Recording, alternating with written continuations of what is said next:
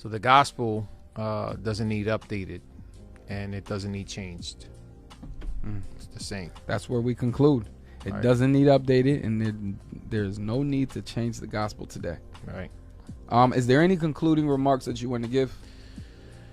Yeah. I would just say, we need to do better at celebrating the gospel.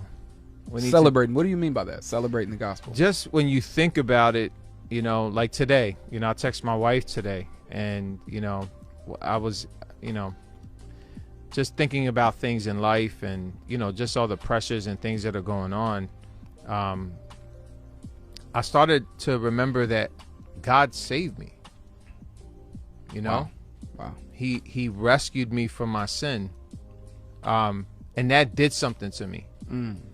It reminded me that these little petty things in this life have nothing in comparison, man, to the glory that will be revealed, which is Christ. When we see him, man, we're going to laugh at our suffering, laugh at our past life, and forget it. I think we're just going to forget everything, man, and we're just going to look at Christ, and then everything's going to make sense, and we'll rejoice for forever, man. None of it will matter.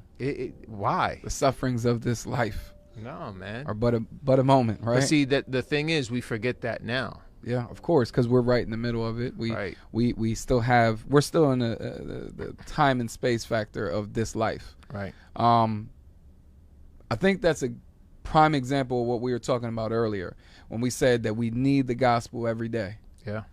You needed the gospel today, and you're going to need the gospel tomorrow. Right. Yeah. What about you, bro? I think it's easy to give into the peer pressure of what culture is telling us. What's funny is we were at first, my suggestion was to name this episode Throw the Bible Away.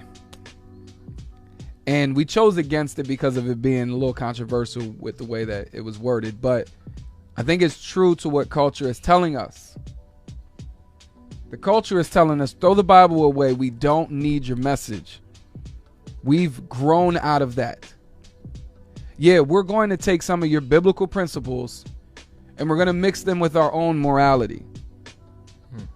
But we don't need you guys anymore. You guys in your gospel preaching, we don't need you anymore. It's become out of date at this point.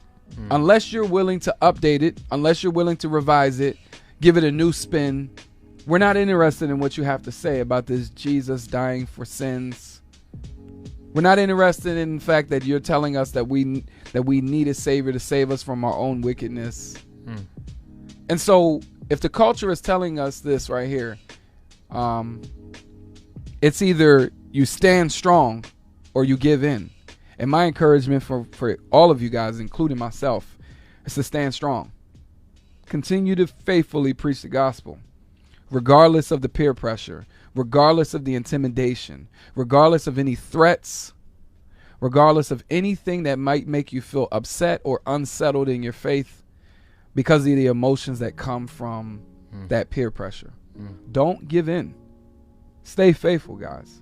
This is a message that we have to continue to preach as we go. Amen.